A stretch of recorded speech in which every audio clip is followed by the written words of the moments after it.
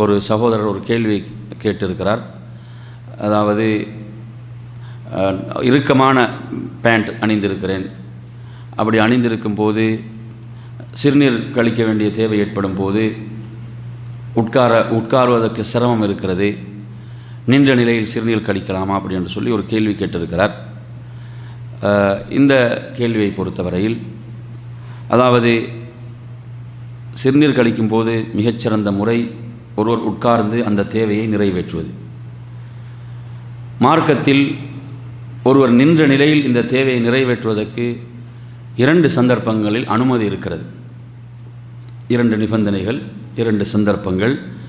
அதில் ஒன்று என்னவென்று சொன்னால், அதாவது அசுத்தம் ஏதாவது உடலில் பட்டுவிடுமோ, உடலில் அல்லது ஆடைகளில் பட்டுவிடுமோ என்ற ஒரு அச்சநிலை உருவானால் அந்த தேவையை உட்கார்ந்து நிறைவேற்றுவதன் மூலம், உட்கார்ந்து நிறைவேற்றுவதன் காரணத்தால் என்ன செய்துவிடும், உடலிலோ ஆடைகளிலோ அசுத்தம் பட்டுவிடும் என்று பயந்தால், அல்லது உட்கார்ந்து அந்த தேவையை நிறைவேற்றும் போது அவருடைய அவுரத் கட்டாயம் மறைக்கப்பட வேண்டிய பகுதிகள் வெளிப்படும் என்று பயந்தால், இந்த இப்படியான ஒரு சந்தர்ப்பத்தில் சூழலில் மார்க்கம் அனுமதி வழங்குகிறது.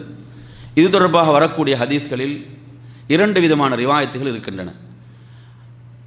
திர்மிதியில் பதிவாக இருக்கக்கூடிய 12வது செய்தி, ஆயிஷா ரலியல்லாஹு அன்ஹா ரிவாயத்து செய்கிறார்கள், உங்களுக்கு யாராவது சொன்னால் நபிகள் நாயகம் ஸல்லல்லாஹு அலைஹி வஸல்லம் அவர்கள் நின்ற நிலையில் சிறுநீர் கழித்தார்கள் என்று சொன்னால் அந்த செய்தியை நீங்கள் உண்மைப்படுத்த வேண்டாம், நபி அவர்கள் உட்கார்ந்து தான் அந்த தேவையை நிறைவேற்றினார்கள் என்று ஆயிஷா ரலியல்லாஹு அன்ஹா சொல்கிறாங்க, ரிவாயத்து செய்கிறார்கள். எனவே இந்த செய்தி என்பது நின்ற நிலையில் அந்த தேவையை நிறைவேற்றுவதற்கு எந்த வகையிலும் அனுமதி இல்லை என்பதைத்தான் சொல்கிறது. அதே நேரத்தில் புகாரியில் பதிவாக இருக்கக்கூடிய 225வது செய்தி, ஹுதைஃபா ரலியல்லாஹு அன்ஹு அறிவிக்கக்கூடிய செய்தி, இன்னும் பல நபித்தோழர்களும் இந்த செய்திகளை ரிவாயத்து செய்திருக்கிறார்கள். அதில் அவர்கள் சொல்கிறார்கள், ஒரு முறை நான் அல்லாஹுடைய ரசூலோடு நடந்து சென்று கொண்டிருந்த போது அவங்க என்ன செஞ்சாங்கன்னு சொன்னால், ஒரு சுவருக்கு பின்னால் ஒரு கூட்டத்தினருடைய ஒரு குப்பை மேட்டுக்கு அவங்க வந்தாங்க. வந்து அவர்கள் என்ன செய்தாங்கன்னா, நின்ற நிலையில் சிறுநீர் கழித்தார்கள். நான் அவர்களுக்கு பின்னால் இருந்து அவர்களை நான் என்ன செய்தேன், மறைத்து கொண்டேன் என்ற ஒரு செய்தி பதிவாகி இருக்கிறது.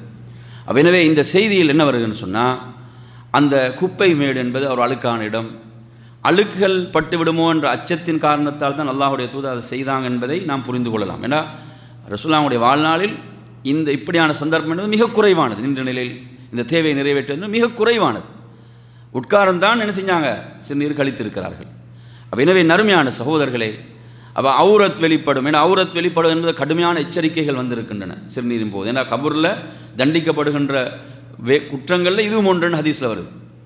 எனவே அவுரத் வெளிப்படுதல் அல்லது ஏதாவது அந்த சிறுநீர் கழிக்கும் போது அந்த சிறுநீர் தெளித்து விடும் என்று அந்த உடலிலோ ஆடைகளில் தெளித்து விடும் அச்சம், பயம் இருந்தால் அனுமதி இருக்குது.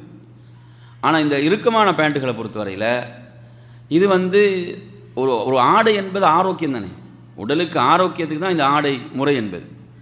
அப்போ இந்த ஆடைகள் இறுக்கம் என்பது பெண்களுக்கு எப்படி கூடாதோ அதே போன்று தான் ஆண்களுக்கும். ஆண்களும் ஆடையில் என்ன செய்யணும், உயரிய அந்த ஒழுக்க மாண்புகளை பேண வேண்டும். சில பொழுதுகளில் பார்த்தீங்களா, அவங்க இறுக்கமாக அணியக்கூடிய அந்த ஆடைகள் அவங்களுக்கு பல விஷயங்களுக்கு அசௌகரியங்களாக இருக்குது, அவங்களுக்கு அசௌகரியத்தை கொடுக்குது. சரியாக ருக்கு செய்ய முடியலை, சரியாக சுஜூத் செய்ய இயலாது, சரியாக தொழ முடியாது, தொழுகையில் ருக்கு சுஜூத் முழுமை இல்லைன்றால் தொழுகை ஏற்றுக்கொள்ளப்பட மாட்டாது. இப்படியெல்லாம் பார்க்குறோம் நாங்கள். எனவே நாங்கள் ஆடை முறைகள் என்ன செய்யணும், நாம் மார்க்க விஷயங்களுக்கு ஏற்ப வசதியாக அமைத்து கொள்ள வேண்டும். அது மாத்திரமல்லாமல் நின்ற நிலையில் சிறுநீர் கழிப்பவர்கள் அடுத்து இன்னொரு விஷயம் கவனிக்க வேணும். அவங்க திரும்ப தண்ணீரை எடுத்து சுத்தப்படுத்துவாங்கடா, சில பொழுதுகள் அது தெரிக்கும், அதை கீழே விழுந்து தெரிக்க வாய்ப்பு இருக்குது, அது அசுத்தமாக இருக்கும். அதிலும் கவனமாக இருக்க வேண்டும். தண்ணீரை கொண்டு சுத்தம் செய்கின்ற போது அப்படி தெரித்து விடாதவாறும் அவர்கள் பார்த்து கொள்ள வேண்டும். அந்த கடமை அவங்களுக்கு இருக்குது. அது அசுத்தம், அது தெரிக்கும் போது.